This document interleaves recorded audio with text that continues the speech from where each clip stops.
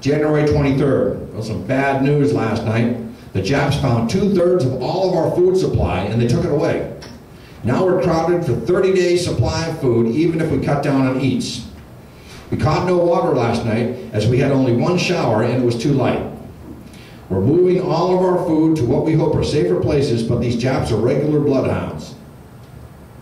January 24th. Well, it rained. We caught 11 gallons of water last night, enough for 3 weeks. We also buried 20 cans of food that we brought in from another cache where the Japs are combing through the brush harder. Today is 48 days since the war started and 32 days since we've been in the brush dodging Japs. They should soon get tired. January 25th. 2 mild alarms this morning, but they went by. Some news of home folks would be welcome, but we don't dwell too much on that because it gets us down. We do wonder why Uncle doesn't get going, but guess he just wasn't ready when this thing started. If he had seen as much of the Navy as we have here in Wake, he would know he wasn't ready. January 26th. Jap construction dragline moved up to our place at 9 this morning, and there's been heavy blasting at times so near that small rocks fell around us. These boys have a lot of efficiency and don't seem to mess around. We would do well to send some of our boys to their school, especially Knox, who was telling the world that he was ready months ago. 50 days have started since the war started, and we're not ready yet. January 27th. Blasting today. We got rocked at noon, but not hit. Rocks flying through the air.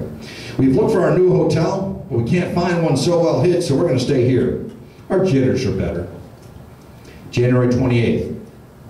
Just at 12, we heard brush crack and looked up to see 3 Japs going by the trail just 50 feet from our camp.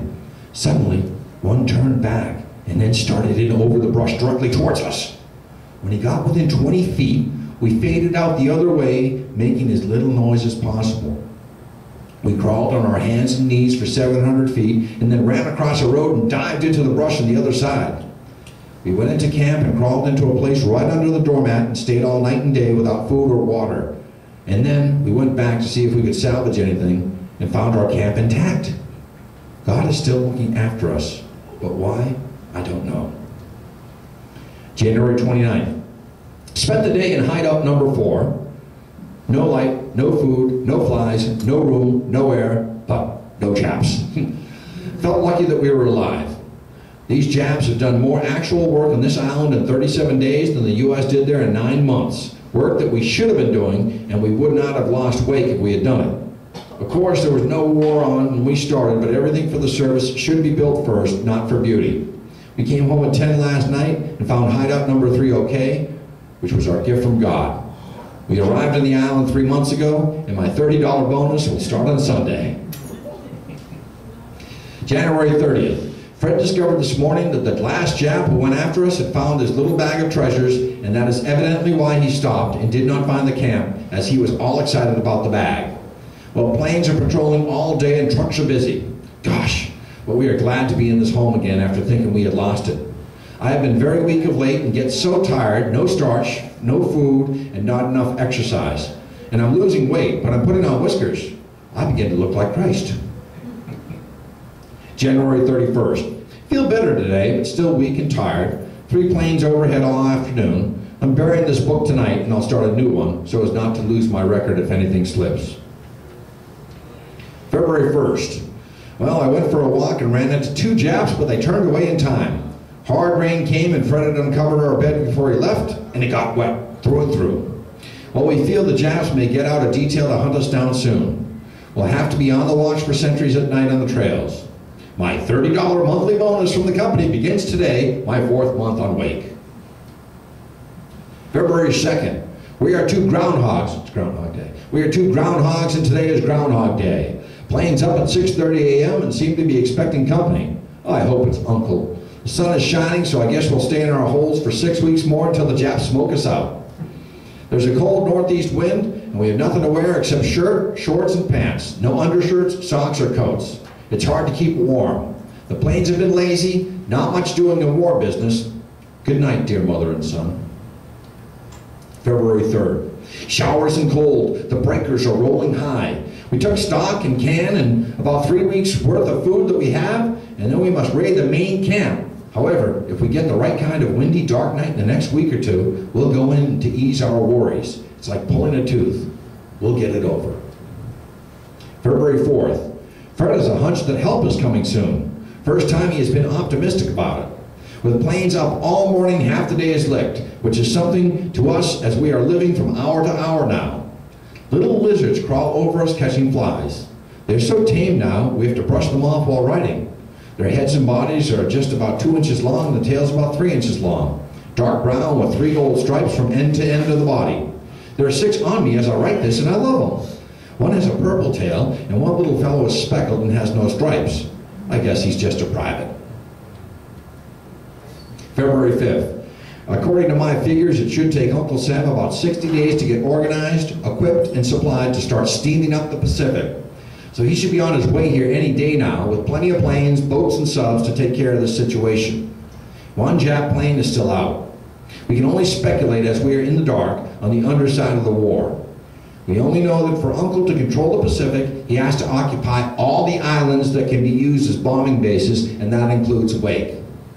Yesterday, I think, would have been Grandpa K's birthday, and I'm hoping to soon hear some sweet music, like 1,000-pound bombs dropping on our roof. February 6th. Put a layer under our bed on the ground, raising it up from the dampness, 2 inches, which is too much altitude for safety. I guess we'll get used to it as the new leaves are coming to help our camouflage.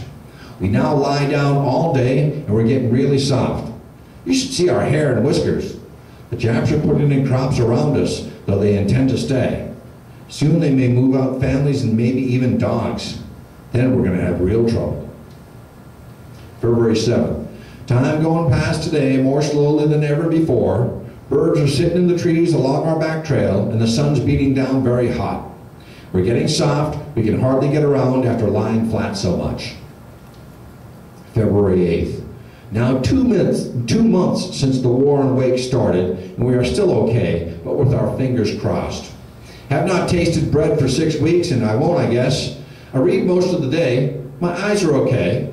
I lost my glasses with my bag when the Japs landed, but I found a good enough pair. February 9th. Fred and I wish nights were longer. They're so restful. When one has to be alert every minute of the day, it's very fatiguing. Fred and I agree that we are more tired after a day of watching than after a day of hard work. Try lying flat just one day, watching constantly for Japs with guns who are looking for you and probably will shoot you on sight. February 10th. Went to the old barracks to see if any food was still there. Found the place boarded up, and it looks as though the Japs are using it for a warehouse. Coming back, I ran into a trap in the dark, but luckily I was going very slowly and found it before making any alarm. So the Japs are now rigging trails with traps. We detoured and got no food. I'm getting corns on my seat from lying down so much. The Japs have a large garden right near us with a well, but their water is too brackish to drink, and so we'll have to continue to catch ours from the rain. We have been going very lightly on our food, about half of what we should be eating. I feel very weak and tired, but a few good events will cure that. February 11th. The morning moon is just a sickle, and 2 patrol planes were up at 6. We figure we can get by 3 more weeks by being careful with our food. If we don't get help by then, it'll be tough. We hope it rains bombs soon. How sweet they'll sound on our roof. Each one that lands will be as welcome as money dropping in the cash register. 50 days since occupation and 66 since the bombing. Uncle must be on his way by now. February 12th, Lincoln's birthday. Well, Abe, we found 10 days supply of food this morning. I got up early and took a crawl through the brush for exercise and found a sack with 7 cans of artichokes, 5 cans of milk, and a gallon can of lima beans. Also a gallon of water. We're safe now for 4 or 5 weeks if we can get rain for water. My corns on my seat from lying down are getting larger and my whiskers are 60 days long. February 13th. I breakfasted off lima beans and feel full for the first time in months. I feel bloated just right. You got us through the day, Fritzy, sweetheart. Fritzy is Scotty's wife.